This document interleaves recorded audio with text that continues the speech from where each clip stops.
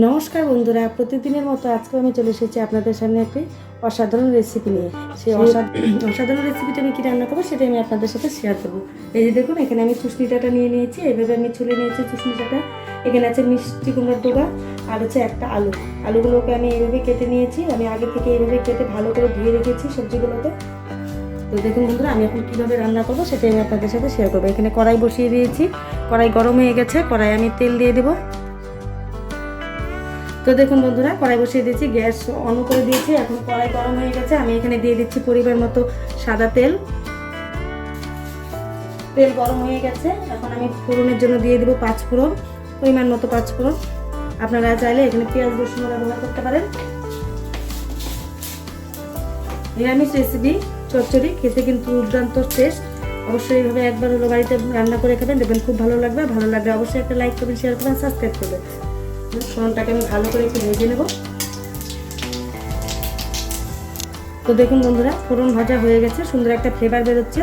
যখনই দেখবেন যে একটা ভালো ফোড়নের থেকে ফ্লেভার বেরোচ্ছে, তখনই ভাবেন যে ফোড়ন ভাজা হয়ে গেছে। এখন আমি দিয়ে দেবো ধুয়ে রাখা সবজিগুলো আমি দিয়ে দিচ্ছি, দিয়ে একটু নাড়াচাড়া করে নেব।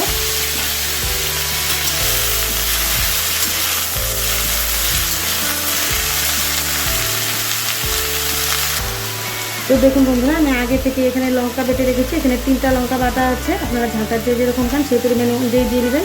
দিয়ে দিচ্ছি লঙ্কা বাটা, দিয়ে দিচ্ছি 1 চামচ লবণ,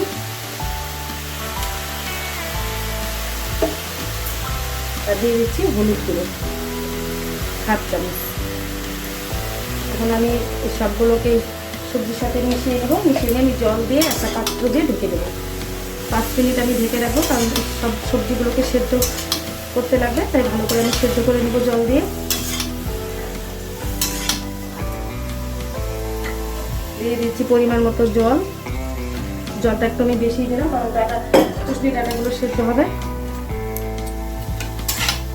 এটা সেদ্ধ হতে হতে আমি আগে থেকেই এখানে দানা সর্ষে আমি ভালো করে ধুয়ে ভিজিয়ে রেখেছি। এখন আমি এটাকে বেটে নেব।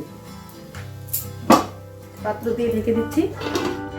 এই সময় আমি গ্যাসটাকে হাই হিটে রাখবো। তো দেখুন বন্ধুরা, এখন আমি ঢাকনাটা তুলে নিব। জলও সুন্দর শুকিয়ে গেছে, আমি আরেকটু শুকিয়ে নেবো, ভাজা ভাজা করে নেবো একটু। নিয়ে আমি বেটে রাখা সর্ষেটা দিয়ে দেবো।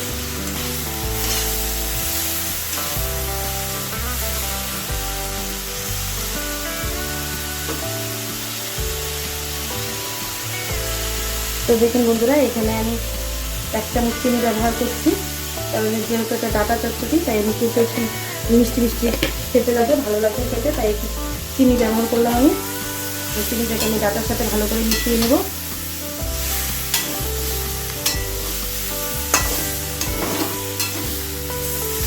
দেখুন বন্ধুরা, এখন আমি দিয়ে দেবো বেটে রাখা সর্ষে।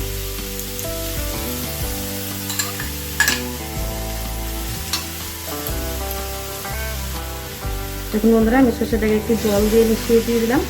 এখন আমি ডাঁটার সাথে ভালো করে মিশিয়ে নেব। মিশিয়ে আমি একটু শুকনো করে একটা পাত্রে নামিয়ে নেব। অবশ্যই বন্ধুরা, এইভাবে নিরামিষ ডাঁটা চচ্চড়ি রান্না করে বাড়িতে খাবেন, দেখবেন খুব ভালো লাগবে। আর ভালো লাগলে অবশ্যই একটা লাইক করবেন, শেয়ার করবেন, আর সাবস্ক্রাইব করবেন। খেতে কিন্তু দুর্দান্ত টেস্ট। পাতলা মসুর তেলের সাথে এরকম ডাঁটা চচ্চড়ি খেতে কিন্তু ভালোই লাগে। আমি এটা নিরামিষ রেসিপি রান্না করেছি, আপনারা চাইলে এখানে রসুনও ব্যবহার করতে পারেন।